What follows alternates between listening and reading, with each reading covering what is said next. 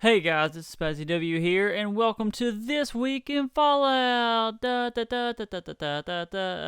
so Bethesda uploaded some new videos of their E3 press conference. Not a whole lot of new information. This specific panel is actually where we get the quote, "I've played the game for 400 hours and still haven't seen everything," which was said by lead producer Jeff Gardner. The lead art director, Istvan Pele, said that in 2011, when Skyrim was wrapped up, was actually when he started putting things into the Fallout game world. Okay, don't get mad if I say this wrong. Lead designer Emil Paglarulo, being a Boston native, said that the game actually made him homesick while playing it, which I would understand. Walking down your hometown streets and stuff. They re-showed the concept art that we all saw at the beginning of the Bethesda showcase. Todd Howard talked a little more about how detailed the world is and how obsessive the crew is when it comes to fine-tuning the world. To quote him, he said, "We want people to be able to stick their nose in it." Downtown was the biggest struggle technically to get going at a detail level. The reason he said that is because apparently there's no loading screens, so you're going in and out of all these buildings right next to each other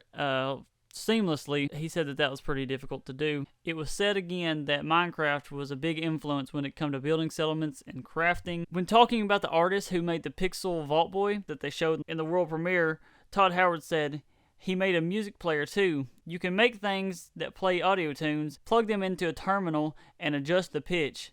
And I'm like, wait, what? Fucking Wasteland DJ?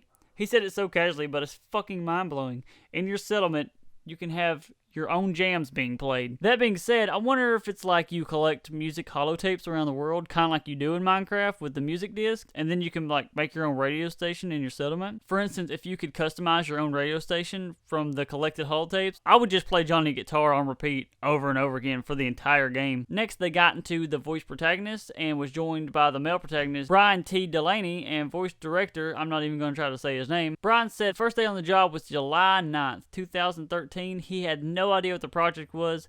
He only knew the code name. He said he actually spoke the first line, which was war. War never changes. But being unfamiliar with the Fallout series, he still was in the dark a little bit. Todd Howard said he auditioned a ton of people, and right when he was really getting into that, Miss Courtney Taylor, which is the female protagonist, just so happened to be walking by the panel, and they waved her onto the stage. Todd also said that E3 was actually the first day he had met either Brian or Courtney. Brian gave the stage a "let's go pal," and they wrapped up the panel. Now before I wrap up this video, I'm going to talk a little bit about charisma. We know charisma is about barter and speech, which they show here with the Vault Boy trading a teddy bear for a fan.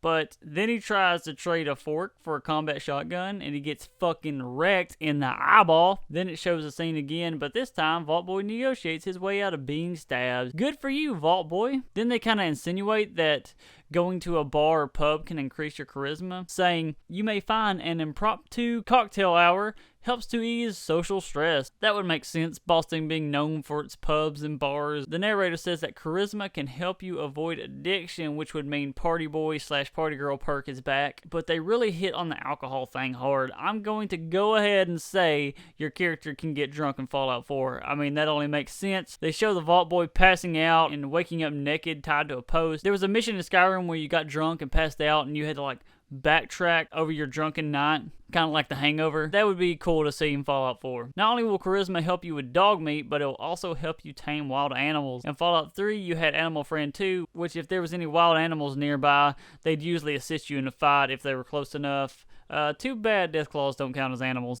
On another note, just a little personal note, Shoddycast, they do a storyteller series where they tell folklore. They also do an amazing podcast. They've actually had Brian T. Delaney and Courtney Taylor both on there at different times. They've also had Maddie Plays on there. They just talk about Fallout 4 stuff and they speculate, and they're awesome. They sent out a tweet saying they needed some background footage for their podcast, and I replied, and they actually replied to me.